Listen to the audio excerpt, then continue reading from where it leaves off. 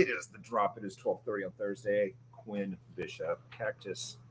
How's it going, everybody? How's it going, people? We're gonna do music. We're not gonna do music. We're gonna talk about music and show them how long that enormous list of goodies. Let's get into it. Number one, out of the gate. Number one, the first solo album from Marcus Mumford. Guy who is probably one of the most important roots musicians in the past, 10, 15 years. Sure. Really, sold a mountain of records and really made people care about the banjos again for a little bit. And anyways, this is his first solo record.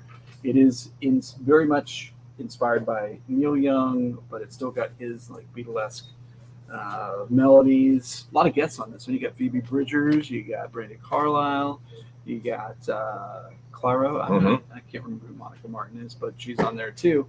And it is called Self-Titled. I think he wrote. Great album art. What I've heard, I love. Yeah, it's simple. Yeah, he's cool. He's cool. He's coming to town. He's going to be here in October, I believe. But the reviews for this are already, I'm seeing like 4-star reviews. People love it. Yeah, absolutely. It's gonna do well, and I think it's been enough time since his last releases that he's probably got a big bag of songs. And It's going to be all 10 tracks. Yeah. Let's talk about the Black Angels. Let's do it. Psychedelic music is back. I love how these kids operate. They make a record like every 4 or 5 years, and just when everybody's thinking, "Hey man, we need another Black Angels record," look how cool this cover is. It is foil cover, and of course, it's as psychedelic as the artwork is always as psychedelic as the music is inside. It's buzzy. It's so. I think the track I heard off of this was "Wilderness of Mirrors." I heard that too. Yeah. Man, great track. That's a good song. It has for me, I had this real kind of like Beastie Boys, Check Your Head, kind of like something's got to give, except with a lot of fuzz. I think that they're kind of mixing it up more on this record than they have previously, because the other track I heard was very kind of 60s soft psych, like French. Kind of thing. So they're an interesting band. They are an interesting band, great live band, probably one of the most noteworthy bands of the modern. Because the psych stuff is kind of happening again with your buddies King Gizzard and stuff like that. Tame Impala to a point. But really, they were kind of the first, I think, modern psych band that really kind of broke through. There's a really good performance, if you want to look it up on YouTube, that they did at KEXP. I think there's one of their Cactus performances is on YouTube too. Oh, really? Yeah. Oh, I'm going to look that up. Because they would always do something here because they're the drummers from Houston, and they like to do, bands. I know the drummer was from Houston. Yeah. Wow. People like to do stuff for their family, instead of, hey, can you come see me at the rock club at 1 a.m. Makes perfect you sense. Can have family, friends, grandmas, whatever. Yep. Okay, this is a curious record. It's a brand new studio record from Gwar, from your lords and masters Gwar. And curious thing about this band, there are no original members in this band anymore. I didn't know we were at that point. Yeah. Dave wow. Yeah, of course. When he died 4 years ago, 2014, 2016? When he passed, he was the last original member of the band, but I'm guessing with his blessing, they are continuing. And this has one of the funniest hype stickers I've ever seen on a record. I'm going to read that to the... Can I? Yeah. Okay, the Gwar, the new album from your lords and masters, worth its weight in crack. This is 15 songs for the new Dark Ages. Damn. Worth its weight. Of course. Because we're all still doing it. For those that don't know, super theatrical, blood spewing, organ throwing, bodily fluid emanating large, metal band. Yes. Yeah, they're fun, but best hype sticker. Fun to see. Fun live show. I've seen them a couple of times. Man, it was. I know you saw them early on too, but we would just wait for all the people that wanted to be up close and didn't know what was to just get hosed down with. We used to have to cover the monitors at the Axiom in garbage bags. We covered everything we could. It was just 4 people on stage with garbage bag covering everything. Okay, Texas guy and one of our favorites around Cactus, Rhett Miller of the Old 97s, has his 9th solo record, which that seems like a lot. That's a lot. And word on this one is he's collaborating with Sam Cohen, who's done a lot of production work with kind of more electronic-y artists, and I think that this has that bent. The single I heard sounded good, so Yeah. And oddly enough, he's not really doing. He's only doing a few days to promote it, and then going back on the road with Old 97. So, Hey man, Dallas. Where's Old 97? Oh, they're from Dallas. They're from Dallas. They're from Dallas. Yeah. And Good band. They are a great band. If you like your and what I heard off that album's good too. So yeah, there you should go. be great. Do you know these guys? I do. Starcrawler. Yep. LA band. Really kind of glammy hard rock band. This is their first for a major label, and they're on Big Machine, which was the label that kind of broke Taylor Swift. So they must be thinking there's something going on with that. Artwork's great. They've got a lot of fans. The single Roadkill is good. We'll see if this is the one to put them over. They've been kind of, they've been big in on the coast for a long time, but really haven't connected elsewhere. I am a fan of their guitarist, Mr. Henry Cash. Well, there you go. I like tell us about him. I like that dude's vibe. It's scrunky, punky. He's one of those guys that's all in playing. Oh, right. Because it's a full body experience to we just watch him just. Okay, yeah, I like they're that. not. You're getting your money's worth when you go to one of these shows. Yeah, so I've only seen video. I've never seen them live, but they put it all out there. So I like that. And you always kind of wonder what's going to happen when a band has had like 5 years to gestate, made a couple of records, have fans, and then they come through with the major label record. It could just bust wide open. I think Ryan Adams was the first guy to see them in a club or something. I think he recorded their first independent release or on his label. Well, you know what? The singer's mother is a famous rock photographer, and I think she shot some of the Ryan. So that's how, So I think that's the connection there. She probably shot that. She shot a bunch of pictures. And her father shot Hendrix and was a big rock photographer back in the day. So Starcrawler people. Starcrawler. All right. So I've been dying. I knew this record was coming. I was dying to talk about these guys. I guarantee our viewers don't own a record that sounds anything like the Hue. Right. No, you don't. This is the Get rumble ready. of thunder. The Hue. Ruben, tell them about the Hue. So they're a group. Are they Samoan? Where are they from? Mongolian. And they do what's called throat singing. If you've ever heard people playing didgeridoos or something, it's kind of that circular breathing. Right, and they create these kind of low register tones and stuff. But didn't they they were doing some covers first, and that's what got them noticed. They were doing Sabbath and cool. Crazy stuff like that. So I guess this is all original material. Yes, and this is their second album. The first one buzzed around forever, and people just kind of it was like a slow build of people finding out about it. This thing could really be a big record. Love the artwork, man. It looks really cool. And so it's. Yeah, I think it was last year last year was the first full year out of COVID that you had the festival. Right. So they played Hellfest and Vakken and all of that. So if you need some traditional Mongolian folk metal, this is free. And they play on their traditional instruments too. So it's metal, but they're also playing on the traditional instrument of their country. Rumble of Thunder. Okay, so, you got to check it out online, even if you're not going to go right. You got to hear these guys.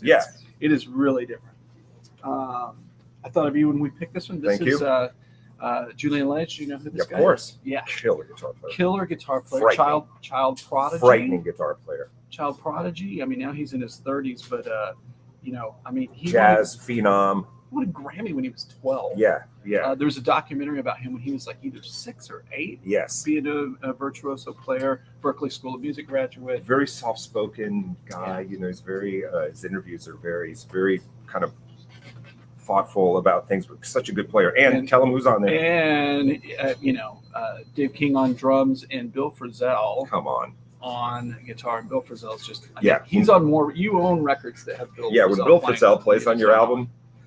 And Jorge Roeder, on bass. I'm not familiar with him. I'm sure he can pull his weight given his company on there. This is one of those. We always say it. You put it on in the house. People come over. They're going to say, "What is that?" They're going to want to know. Smarter than you are. You're going to seem much smarter. Okay, and fans are waiting for this record. This is Gogol Bordello. It's been years since their last record, and they're claiming to return. I mean, 3 or 4, something like that. Return back to their punk rock roots, and features HR and from the Bad Brains. Nice. And what do you say about these guys? This is Ukrainian gypsy punk. Punk, sure. Yeah. It's a great documentary about those guys. That documentary is fantastic. so good. It's amazing. It was so great. It's amazing. I saw it twice. I should have made a note of what the name of this lead singer's name is, Eugene Hutz, but there was a documentary about this band, and they're just crazy. Oh yeah, absolutely. It is. The fact that they became a band and became successful is amazing. Yeah. And I think they're hitting the road for the first time. I mean, everybody's hitting the road. I wonder if this is a little heavier than usual because Walter Schreifel, is that right? Yeah, from Quicksand produced. NHR's on it. So it might be a little heavier because a lot of other records are way more kind of ragtaggy. There's not a heaviness to it. Yeah. Who knows? Yeah. But that's good to see those guys with, I with thought music. so Hopefully too. they tour and I get to see them live. I thought so too. Okay, this is the new Fletcher, Girl of My Dreams is the name of this album. And if you have any of the earlier material, it's more of what you love if you love this artist. Yeah. What did I listen to? I heard Becky's So Hot, which is really good. And what else is on here that's good? I think I heard 3 songs when I was getting ready for after you sent me the list. I'll tell you right now, my wife would love this. Yeah, these singles have been been big digital hits for a while, and this is the first time we're seeing physical goods. This is another artist that was set to really launch right before the pandemic, and then that kind of made it impossible to break a new artist other than they use Spotify, it just blew up. Huge Spotify online follow. kind of curated her. This is a good one. And if you can remember way back, she was a contestant on X Factor. Was she really? Yeah, she was. I missed that.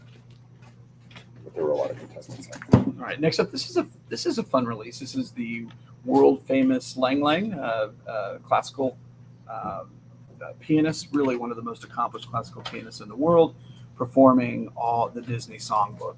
So it should be, if you like your classical piano, but you're not hearing enough melody there. You're going to know all these songs. This is a fun release. Yeah, name a Disney favorite, and it's on here, man. He does everything. This is probably a good experience, a good opportunity to expose your kids that know, especially the later Disney classic. Snow White is on here. Mary Poppins, a couple of songs off of Mary Poppins. Pinocchio. We're getting a new Pinocchio movie. We are getting a new Pinocchio. Coco and Canto. Yeah. Are you lying about it? Dave Morales, if you're watching, put this on your Christmas list. I'll get it for you. Fill out this Christmas list now. Do it now. Yeah, Amazon wish list. We need an Amazon wish list so people can just go and buy us products like body wash. No more writing to Santa. Okay, and this Friday marks the return of Death Cab for Cutie, their new album. What do you think? Meadows. What you've heard? What do you think? I like the single Roman Candles. I do too. I do think that it is always challenging for bands that are so identified with like earnest teens or whatever to age. Exactly. It's just a hard thing to do. But I think they've consistently made good records with good songs. Yeah. I think the people that bought their records during their first run, Mm-hmm. they're going to be fans for life because they connected with that band to that degree. Yep. And I don't think anybody's going to be disappointed about this record. I like what I've heard. I had the chance to interview them at South by Southwest probably 10 years ago. They were great. They were lovely people to talk to. And I didn't get to see their set. But you talking about kind of aging out of that style. My dear friend and colleague, Craig Chambers, has loved them from day one. And that guy will probably buy every Death Cab for Cutie album until he dies. That's cool. I mean, it's not a rare thing, but it is unusual that a band connects with their fan base on that level to where they just got them for life. Mm-hmm. I love that. It's good music, man. They write good songs. Great tunes. Great, good harmonies too. Yep. Next up, Clutch. Love them. This is their 13th album, their first in 4 years. Always thought these guys should have been bigger. I thought so too. They really had they still have a very distinctive sound. I mean, when you hear them, you know it's them. One of the things that's interesting about this record, I think of them as having like long records, and this record's like 33 minutes long. It's like bam, bam, bam, bam, bam, bam. Yeah. To the point. I love it. And of course, Sunrise on Slaughter Beach. Indie store exclusive colored vinyl, folks. And we're talking about all these records. All these bands are hitting the road. Death Cab's hitting the road. Clutch is hitting the road. Everybody's hitting the road. Yeah, they're coming. They're on a big tour too. I can't remember. They're like they're on a really big tour. I can't remember. Metal bands are bands of the feather. They definitely like to flock together. Keep it in the family. This is our lone entry in the section of Finally on Vinyl. This is Pop Smoke. Oh man, yeah. Faith. Good record. Good record. This is a very controversial record. Is it really? Yeah, because a lot of who's a lot on of it? his colleagues felt like, who's on that record? Because people that were informed of where this was in the process of being recorded, like there's no way that record was finishable. Right. That's not a word, but that how did this record get done? Because it was nowhere near completion, and it's done. And it's, I mean, you look at the guest stars. It's Dua Lipa, Pharrell, Kid Cutie, Quavo, Kodak Black, Quavo, 21 Savage. Everybody's Kanye, on here. it's Pusha T, Rick Ross. It's good stuff. This artist has a very unusual distinction in that his only 2 albums hit number 1 were released and hit number 1 after he had passed. Oh, see, I did not know that. And he was murdered, right? Murdered, It was like a home straight invasion up, or something crazy. Murdered. It's too bad. What I heard, and I hadn't heard it until again you sent out the list, and I was kind of doing my homework. I really liked it. Yeah, he's cool. Definitely had a good sound. vibe, good flow. And with so many recording artists that we lose young, it seems like too many in the hip hop community. Dude, especially lately. In the past year or two, it seems like, and you can't help but that wonder list is long. Where was their career going to go? Like, what kind of these people that were making like really, who knows, super how big they could work, have been, how much groundbreaking stuff they could have done, groundbreaking and just interesting recordings. As a music fan, absolutely. It sucks. Okay. Oh my the gosh! Always Yes, popular sir. reissue Come portion on. of the 2 program. hands. He's got a 2-hand this All one. right. This is the George. Gotta have faith, man. Come on. You gotta have faith. I can pick this thing up. Have faith. This is the super deluxe reissue of the 1996 third album by George Michael. Has not been available on vinyl format, and there's a whole bunch of stuff in here. This is the super deluxe older. I like that you get the box picture set. of everything that's in it. That is helpful. That's right? really you know cool. what's coming. Like, There's a lot of stuff in here, and you get the story of older, a 40-page book, 12 by 12 art prints. Man. 5 CDs, 3 CDs of bonus recordings. Yeah. Man, this is a lot of stuff. Obviously, global superstar, tons of fans. People love remixes. If you've got that George Michael fan in your family, that's it. And you think they're worth a lot of money, get this for them. And if not, you can get them the standalone singles, LP, and CD. We're saving you money, people. That is a perfect sleeve head. We're saving you money, people. Yeah, 2 LP and heavyweight vinyl. Of course, the singles were Fast Love, Jesus Just Child. in case you were wondering. That's what you get. I love it. Finally, it's crazy when you think about how many records this guy sold, and I don't even think Faith is available right now. Yeah. It's kind of curious to get this one out before then, but good to have these records back. I don't think these have been on vinyl since they were originally issued. That's nuts. Okay, next up, Pink Floyd Animals, the 2018 remix on vinyl, as well as other formats. And I know everyone out there is thinking, well, 2018, it's 2022. Why? Why is this up? This was prepared for release in 2018. The band got in an argument over the liner notes, and it couldn't be released until now. And by band, of course, we mean Roger Waters and Dave Gilmour. Literally, sure. That's the thing. What are the chances that those guys were arguing about something? But how does that happen? This thing supposedly sounds great. It's mastered by James Guthrie and prepared for disc by Bernie Grundman. That's one of my favorite Pink Floyd songs. Oh yeah.